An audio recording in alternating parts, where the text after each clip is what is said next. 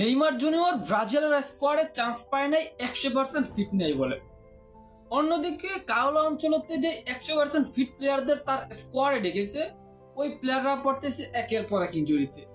ব্রাজিলের স্কোয়াড ঘোষণা করার পর ভ্যান্ডারসন, কায়ো হ্যান্ড্রিক, তারপর অ্যালিসন, আলেক্সান্দ্রো, গ্যাব্রিয়েল মাগালাস, মার্কোইনহোস, এতগুলো প্লেয়ার ইনজুরিতে পড়েছে। কার্লো আনচেলত্তি স্কোয়াড ঘোষণা করার পর বিশেষ করে যাদেরকে তিনি 100% ফিট ভেবেছেন, তো ব্রাজিল আর ইনজুরি এই দুটা জিনিস হচ্ছে একটা সুতোয় গাথা।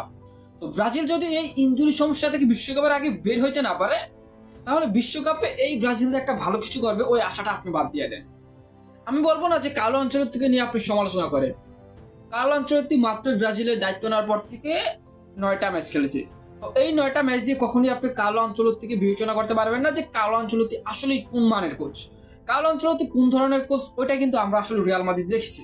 বাট ব্রাজিল দল একটা জাতীয় দলের দায়িত্ব নেওয়ার পর থেকে কার্লো আনচেলত্তিকে আরো কিছু সময় দিতে হবে, দেন তাহলে তিনি দলটাকে আসলে সম্পূর্ণ প্রস্তুত করতে পারবেন বিশ্বকাপের জন্য। তো আমি বলবো যে কার্লো আনচেলত্তিকে নিয়ে সমালোচনা করতে না, সমস্যা আসলে ব্রাজিলিয়ান প্লেয়ারদের।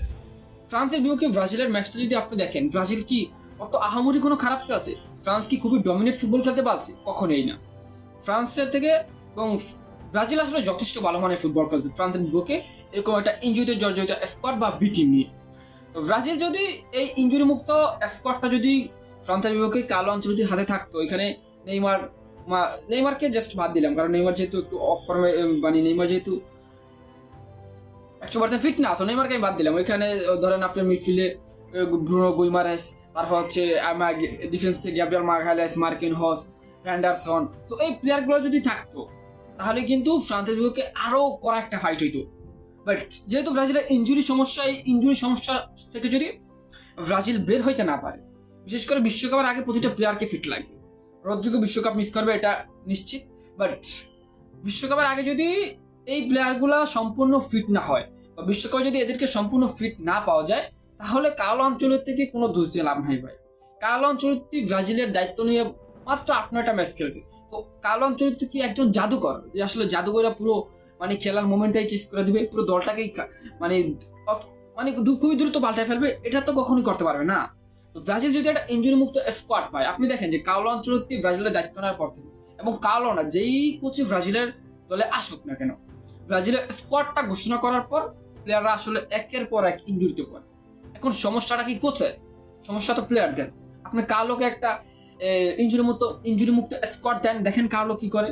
কার্লো তো এই স্কোয়াড নিয়ে ফ্রান্সের বিপক্ষে একটা কড়া ফাইট হয়ে, ওই ম্যাচটা আমরা জিততে পারতাম, শুধু ফিনিশিং দুর্বলতার কারণে ব্রাজিল ফ্রান্সের সাথে ম্যাচটা হারছে। তো ওই ম্যাচটা জিততে পারতাম, তখন আপনি যেই কার্লো আনচেলত্তিকে নিয়ে এখন টল করতেছেন, এই কার্লোকে নিয়ে আপনি সমালোচনা করতেন। সো ব্রাজিল আর ইনজুরি এই দুটা জিনিস হচ্ছে একটা সুতোর গাথা। তো এই একটা সুতোর গাথা থেকে যদি এই জিনিস বের হইতে না পারে, মানে এই ইনজুরি থেকে যদি ব্রাজিল দল বের হইতে না পারে, তাহলে এই দলকে নিয়ে ভালো কিছুর আশা করা পাপ হবে, ঠিক আছে? তো ব্রাজিল দলে যে ইনজুরির একটা লিস্ট বা এই যে ব্রাজিলের স্কোয়াড ঘোষণা করার পর যে ইনজুরি একটা মিছিল লেগে যায়, এই জিনিসটা থেকে যেভাবে হোক বের করতে হবে। এবং আমার মনে হয় যে এই জিনিসটা হওয়ার আসল কারণটা কিন্তু প্লেয়াররাই। কারণ এই প্লেয়াররা, বিশেষ করে ব্রাজিলের প্লেয়ার, আপনি দেখবেন তারা ক্লাবের জন্য পুরো জীবন দিয়ে দেয়, বড় বড় ক্লাবে খেলে, বাট দেশের খেলা আসলেই তারা আসলে কেমন যেন হয়ে যায়। তারা আসলে ব্রাজিলের দলে আসলে এরকম আশানুরূপ পারফরমেন্স করতে পারে না, যেটা আমরা ভিনিসিয়াস এবং রাফিনার কাছ থেকে দেখেছি এই ম্যাচগুলোতে। কিন্তু যে ছোট ক্লাবগুলো থেকে যারা আসছে, মিডফিল্ডার গ্যাব্রিয়েল সারা, তারপর আসলে আপনার ব্রাজিল লিগ থেকেও যে দানিলো, তারপর আপনার হচ্ছে তুরস্ক লিগ থেকে সম্ভবত যে লুইস এনরিকে আসলো, ওই প্লেয়ারগুলো কিন্তু ভালো খেলছে। ওই জন্য আমি মনে করি যে আপনি ছোট ক্লাবে খেলেন ওটা কোনো বিষয় না, বিষয় হচ্ছে নিজেকে ফিট রেখে খেলতে হবে। আপনার ক্লাবের জন্য কখনোই জীবন দেবে না, কারণ আপনার দেশ আগে।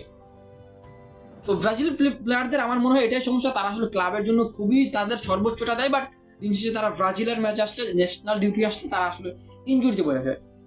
সো ব্রাজিল এবং ইনজুরি একটা সুতোই গাথা, এই সুতোর থেকে যদি তারা বের হইতে না পারে ব্রাজিল দল ইনজুরি থেকে, তাহলে অনেক সমস্যা হবে।